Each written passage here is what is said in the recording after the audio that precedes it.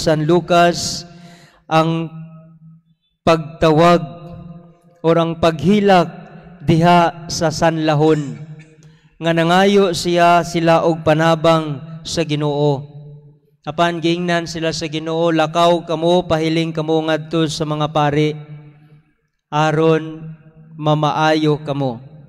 Mintras nagpadulong sila, wala pa sila kaabot, natingala na og nahibulong sila nga nangaayo na silang tanan. Ang siya mipadayon og lakaw, wala na manumbaling og balik pasalamat ni Jesus. Kundili ang usa nga Samarianhon nga mao lamang ang mibalik sa iyang dalan aron mohapa siya sa tiilan ni Jesus aron magpasalamat. It is a kind of a response of gratitude nga naayo siya tungod sa tabang sa Ginoo, unya nagpasalamat siya dako sa Ginoo. Pero giingnan sa Ginoo, lakaw og tindog og lakaw. Ang imo mang pagtuo mo'y nakaayo kanimo. Maybe ang katong siyam naapoy pagtuo pero wa na sila magpasalamat.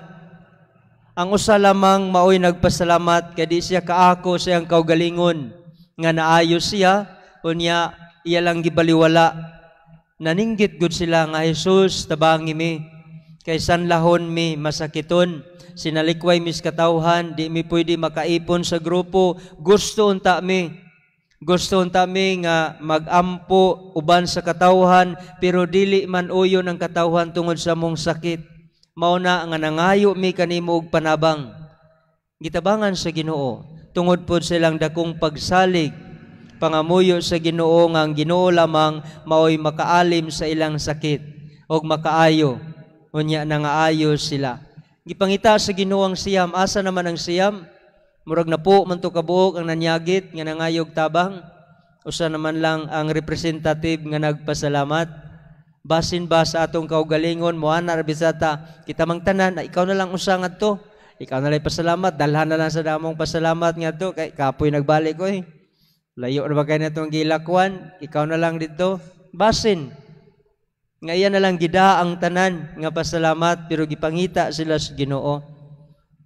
Kita kabalo ba usab kita mopasalamat sa Ginoo although nga wala tay sakit nga sanla or wala tay sakit physically, or maybe emotionally masakiton ta, or socially masakiton pud ta. Di ta gusto mo tuypon sa grupo kay di ta ganahan. Di ta gusto nga mo makighalubilo nila kay ato lang pilion ang atong ika-socialize sa atong kinabuhi. Di man may magkatandim man, di man may magka sinabot ani, lahi raman sila level, lahi pugog level, di ko masagol nila. So meaning, basin masakiton ta in the sense, dili lang sa leprosy nga ang mga tao, ang napulo, nakahinabi diha sa maong sakit. Maybe masakiton po ta tungod sa atong mga sala, sa atong mga kasaypanan, batok sa atong isig katao, ug ngadto sa Dios. Unya maulaw ta. Nga naman, tungod man sa atong nabuhat nga sala. Unya masinggit po ta sa Ginoo, Ginoo tabangi mi. Ang Ginoo mingon, lakaw nga to sa mga pari, lakaw nga to sa simbahan, i-chismis na ang imong sala. Ikumpisal na ang imong sala, aron mamaayo ka, mo declare ang pari nga ikaw naayo na, mamatay nakakaroon dayon, kaya nagakumpisal ka. Mao na sa ng panahon, mito mingon ng Ginoo, lakaw mo nga to sa pari, karon i-declare mo, nga naayo na mo. Kapag ganing sila kaabot, nangaayo namang ganing, tungod silang pagtuog pagsalig. Kung doon na po tayo pagtuog pagsalig, pasayloon yun das Ginoo. Usahay baya, wala tay pagsalig og pagtuo sa kumpisal. Ngano man, makasaar man ko gihapon Ginoo, ako na lang ning tingbon inig dayong kanang di pa ko mamatay, kanang di na ko kaginhawa, kanang di na ko kalakaw, kanang maparalyze na ko, ako na lang usahon. Aron tingob ba, tingob. Kung nasayod ta atong buhaton, pero kung wa ta masayod, kana exemption tali na exempted tali, kung wa gyud ta masayod, wa gyud ta miila og mituos Ginoo, pa nasayod man ta so atong buhaton. Pero usab-usahay maganoy man ta diha sa kakapoy, sa katapol, or sa kawa nay kaisog diha sa pagdangop o sa paglimpyo sa atong kaugalingon. Magpabili na lang ta niini nga hugaw, awa bitaw nakahibaw, yang Ginoo nakahibaw man. Ato na ning tulubagon sa matag usa nato. Kung diyon sa nato pagsangpit ang Ginoo nga nangayo kita niyag panabang, Ginoo ayuha ko. Physically Ginoo ayuha ko. Mingon ng Ginoo, di man ti ka maayo physical kay ang imong spiritual hugaw pa man. Ayuhon ta ka spiritually nya physically nga mamaayo both. Ngaron ikaw mahimsog o makaangkon ka diha sa kaayuhan. Maybe. Pero kung dili pa ta andam diha, dili pa ta kaangkon diha sa maong kaayuhan.